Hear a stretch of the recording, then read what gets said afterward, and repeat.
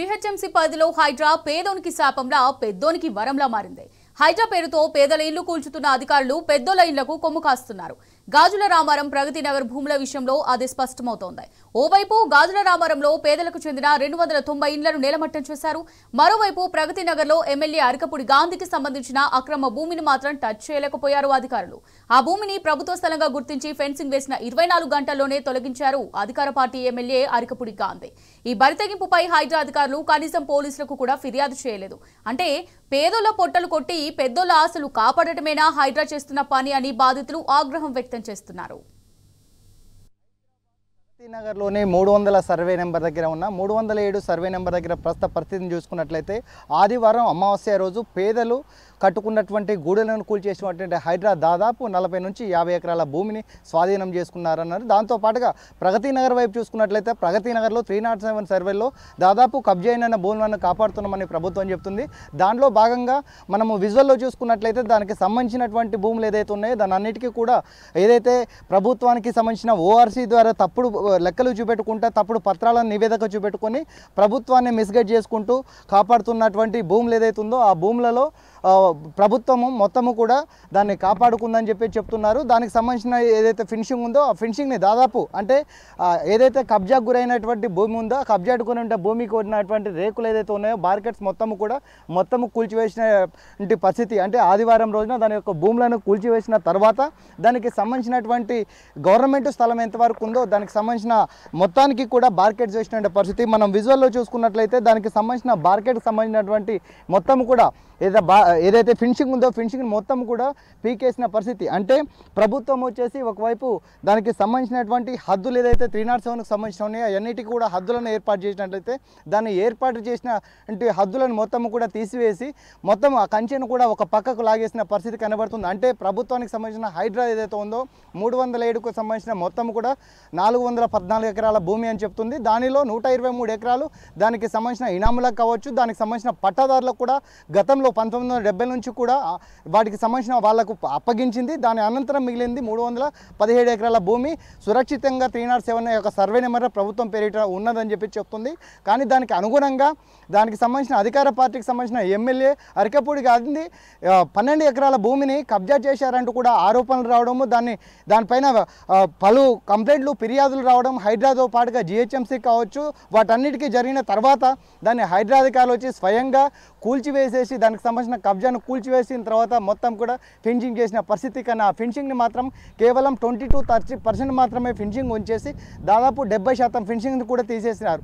అంటే హైడ్రా అధికారులు చేసిన యొక్క పనులు అంటే చెప్పుకోవడానికి ఊరు గొప్ప పేరు దిబ్బ అనే పరిస్థితికి ఉంది. అంటే పేరు కోసమే చేస్తుందా హైడ్రా, లేకపోతే దానికి సంబంధించిన అధికార పార్టీకి సంబంధించిన ఎమ్మెల్యేలు కావచ్చు ముఖ్యమంత్రి కోసము సొంత లాభం కోసం చేస్తుందా అనేది కూడా ప్రతి ఒక్కరికి ప్రశ్నార్థంగా ఉంది. ఎందుకనంటే దానికి సంబంధించిన ఏదైతే భూములు ఉన్నాయో ఆ భూములను లెక్కేసుకుంటే హైడ్రా అనేది ఏర్పడిన తర్వాత 1 సంవత్సర కాలంలో 923 ఎకరాల భూమిని కాపాడామని చెప్పేసి ప్రెస్ మీట్ ఆధారంగా కూడా వివరణ ఇచ్చారు. కానీ ఇక్కడ చూసుకున్న పరిస్థితులు చూసుకున్నట్లయితే దానికి మొత్తం కూడా అంటే రివర్స్గా ఉన్న సిచ్యువేషన్ ఉంది. ఎందుకనంటే మనం చూసినటువంటి విజువల్లో చూసినట్లయితే గుంటలు ఏదైతే ఉన్నాయో ఒక గుంటలు ఏర్పాటు చేసేసి దానికి సెక్యూరిటీ ఆధారంగా మొత్తం ఫెన్సింగ్ ఏర్పాటు చేస్తే ఆ ఫెన్సింగ్ని మొత్తం కూడా కూల్చివేసేసి మనము విజువల్లో చూసినటువంటి ఏదైతే కాంక్రీట్ ఉందో కాంక్రీట్ మొత్తం కూడా ఒక పక్కకు లాగేసి కూడా ఆ ఫెన్సింగ్ యొక్క మొత్తం కూడా వాన్సైడ్ చేసిన పరిస్థితి. అని అంటే ఈ ప్రభుత్వం అంటే ఇక్కడ చెప్పే 2 అంశాలు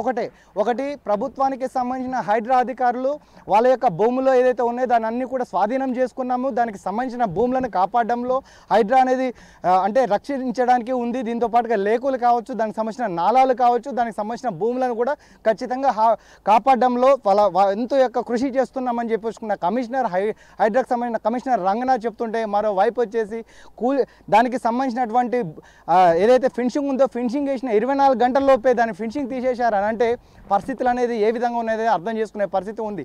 అంటే దీనికి సంబంధించిన అంటే 12 ఎకరాలకు సంబంధించిన ఆధారాలు తన దగ్గర ఉన్నాయి, హైకోర్టులో స్టే ఉంది కాబట్టి మేము పనులు చేసుకుంటామని చెప్తున్నారు. దీనికి సంబంధించిన భూమిలో దాదాపు 33 ఫ్లోర్లకు సంబంధించిన బిల్డింగ్ కట్టడానికి కూడా జిహెచ్ఎంసీకి అనుమతులు కోరినట్టుగా కూడా జిహెచ్ఎంసీ అధికారులు చెప్పిన పరిస్థితి. అంటే ఒకవైపు పర్మిషన్ కోసం వెళ్తున్నారు, మరోవైపు హైడ్రా అధికారులు కూల్చివేస్తున్నారు, ఇటువైపు ప్రభుత్వం ఏమో సీజింగ్ చేస్తున్నామని చెప్పేసి 15,000 ఎకరాల భూమిని 15,000 కోట్ల రూపాయల భూమిని కాపాడమని చెప్తుంది. అంటే ఇక్కడ భూమి కాపాడింది ప్రభుత్వం కాపాడుతుందా?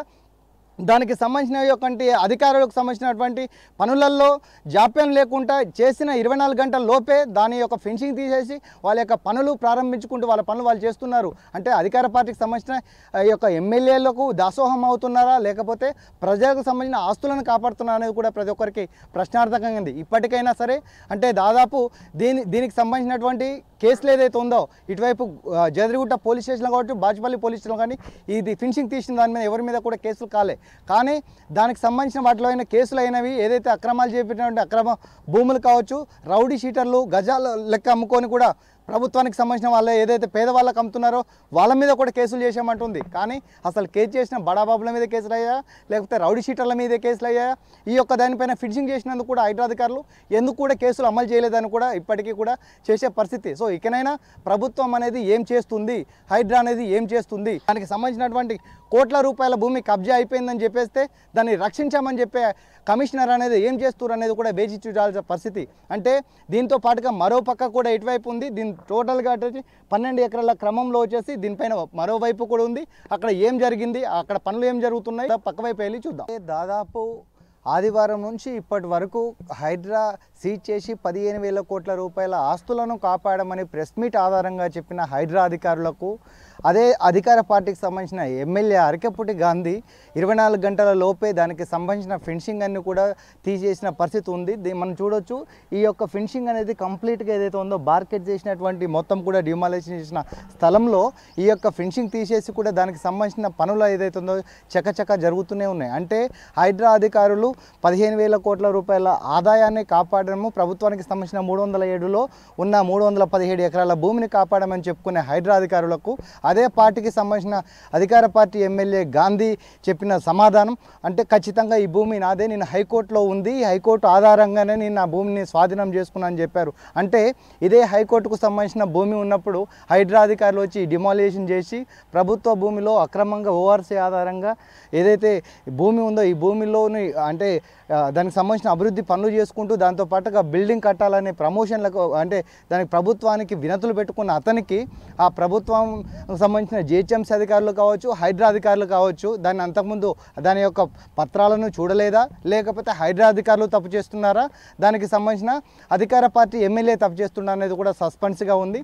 అంటే రాత్రికి రాత్రి ఏదైతే ఫెన్సింగ్ వేసిరో హైడ్రా అధికారులు ఫెన్సింగ్ వేసేసి దానికి హైడ్రా అధికారులు అంటే వర్క్ చేసినటువంటి ఏదైతే బోర్డు కూడా పెట్టలేదు, కాకపోతే ఫెన్సింగ్ మాత్రం వేశారు. స్తంభాలు బాధారు, ఆ స్తంభాలని కావచ్చు దానికి సంబంధించిన ఫెన్సింగ్ కావచ్చు దాదాపు పీకేసిన పరిస్థితి. అంటే హైడ్రా అధికారులు తప్పు చేశారా, అధికార పార్టీకి సంబంధించిన ఎమ్మెల్యే గాంధీ తప్పు చేశారనేది కూడా ప్రశ్నార్థకంగా ఉంది. అంటే కేవలం రేవంత్ రెడ్డిని అడ్డంగా పెట్టుకొని లేకపోతే రేవంత్ రెడ్డి వచ్చేసి ప్రభుత్వాన్ని అడ్డం పెట్టుకొని కోట్ల రూపాయలు కొల్లగొట్టడానికి చేస్తున్న అనేది కూడా స్థానికంగా ఉన్న ప్రజల నుంచి కూడా ప్రశ్నోత్తరాలు మొదలవుతున్నాయి. దీనిపైన అసలు హైడ్రా ఏం చేస్తుంది అనేది కూడా చూడాలి. ఇప్పటికి కూడా జగదిగుట్ట పోలీస్ స్టేషన్లో కావచ్చు, బాచుపల్లి పోలీస్ స్టేషన్లో ఎలాంటి కేసులు నమోదు కాలేదు. జరుగుతుందనేది కూడా వేచి చూడాల్సిన పరిస్థితి ఉంది. కెమెరామెన్ లక్ష్మణ్తో రంజిత్, టీ న్యూస్, హైదరాబాద్.